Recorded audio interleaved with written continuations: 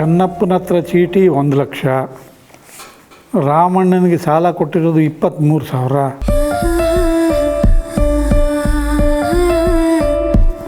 ಬ್ಯಾಂಕಲ್ಲಿ ಅಪ್ಪ ಏನಪ್ಪ ಮಾಡ್ತಿದ್ಯಾ?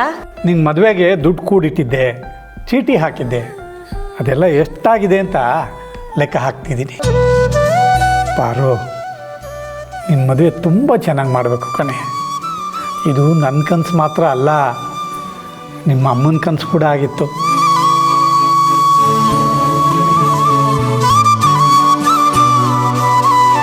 ನಿನ್ನೆ ಮೊನ್ನೆ ನಿನ್ನನ್ನು ನನ್ನ ಭುಜದ ಮೇಲೆ ಒರಗಿಸ್ಕೊಂಡು ಲಾಲಿ ಹಾಡಿದ ನೆನಪು ಕಣೆ. ನೋಡ್ತಾ ನೋಡ್ತಾ ನನ್ನ ಭುಜದ ಮಟ್ಟಕ್ಕೆ ಬೆಳೆದ್ಬಿಟ್ಟೆ. ಹುಟ್ತಾ ಮಗಳಾಗಿದ್ದು ನೀನು ಬೆಳೀತಾ ಬೆಳೀತಾ ನನಗೆ ತಾಯಿ ಆಗ್ಬಿಟ್ಟೆ ಪಾರು.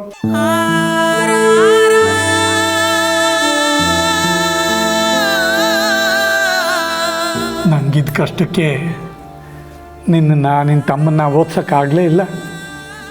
ಆ ಕಾರಣಕ್ಕೆ ನೀನೇನು ಸಿಟ್ಟಾಗಲಿಲ್ಲ ಬಿಡು. ಬದಲಿಗೆ ನಿಮ್ಮ ಅಜ್ಜಿ ಹತ್ರನೇ ಬೆಳೆದೆ ಹಳ್ಳಿನಲ್ಲಿ. ಈಗ 1 ತಿಂಗಳು ಹಿಂದೆ ಅಷ್ಟೇ ನಿಮ್ಮನ್ನು ಕರೆಸ್ಕೊಂಡಿದ್ದು.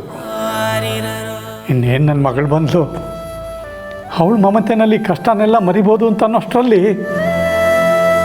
ನನ್ನ ಜವಾಬ್ದಾರಿ ನೆನಪಾಯಿತು ಕಣೆ. ನಿಮಗೆ ಒಳ್ಳೆ ಹುಡುಗನ ನೋಡಿ ಮದುವೆ ಮಾಡಬೇಕು ಅನ್ನೋ ಆಸೆ ಬಂತು. ಪಟ ಅಂತ ಮಾತಾಡಿಕೊಂಡು ಜಿಂಕೆ ಥರ ನನ್ನ ಹಿಂದೆ ಮುಂದೆ ಓಡಾಡ್ತಿದ್ದು ಹುಡುಗಿನ ನೋಡೋದಕ್ಕೆ ನಾಳೆ ಹುಡುಗನ ಕಡೆಯವ್ರು ಬರ್ತಿದ್ದಾರೆ ಕಣೆ. ಅವ್ರು ಬಂದಾಗ ನಮ್ಮ ಹುಡುಗಿ ಚೆನ್ನಾಗಿ ಕಾಣಬೇಕು ಬೇಡವಾ? ಅದಕ್ಕೆ ನಿನಗೊಂದು ಒಳ್ಳೆ ಸೀರೆ ತರೋಣ ಅಂತ ದುಡ್ಡು ಜೋಡಿಸ್ತಾ ಇದ್ದೀನಿ. ನಿನ್ನ ಮದುವೆನ 4 ಜನ ಮೆಚ್ಚೋ ಹಾಗೆ ಮಾಡಬೇಕು ಪಾರು. ಆಗಲೇ ನನ್ನ ಮನಸ್ಸಿಗೂ ನೆಮ್ಮದಿ, ನಿಮ್ಮ ಅಮ್ಮನಿಗೂ ತೃಪ್ತಿ. ಅಪ್ಪ ನೀನು ಈ ರೀತಿ ಎಲ್ಲ ಮಾತಾಡಿದ್ರೆ ನಾನು ಯಾವ ಹುಡುಗನೂ ನೋಡಲ್ಲ, ಮದುವೆನೂ ಆಗಲ್ಲ. ನನ್ನ ಮದುವೆ ಚೆನ್ನಾಗಿ ಮಾಡಬೇಕು ಅನ್ನೋ ಹಟ್ಟಕ್ಕೆ ಬಿದ್ದು ನೀನು ಸಾಲ ಮಾಡೋದು ನನಗಿಷ್ಟ ಇಲ್ಲ. ನೋಡೇ ಪಾರು, ನಮ್ಮಂಥ ಮಧ್ಯಮ ವರ್ಗದವ್ರಿಗೆ ಮನೆ ಕಟ್ಟೋದಾಗಲಿ ಮದುವೆ ಮಾಡೋದಾಗಲಿ ಸಾಲ ಇಲ್ಲದೆ ಮಾಡೋಕ್ಕಾಗಲ್ಲ ಕಣೆ. ಹಾಗಂತ ನೀನೇನು ತುಂಬ ಯೋಚನೆ ಮಾಡಬೇಡ. ನನ್ನ ಮೈಯಲ್ಲಿ ಇನ್ನೂ ಶಕ್ತಿ ಇದೆ, ಕೈನಲ್ಲಿ ಕೆಲಸ ಇದೆ. ಅಲ್ಲದೆ ಒಳ್ಳೆಯವ್ರಿಗೆ ದೇವರು ಯಾವತ್ತೂ ಕೈ ಬಿಡಲ್ಲ ಅನ್ನೋ ನಂಬಿಕೆ ಇದೆ.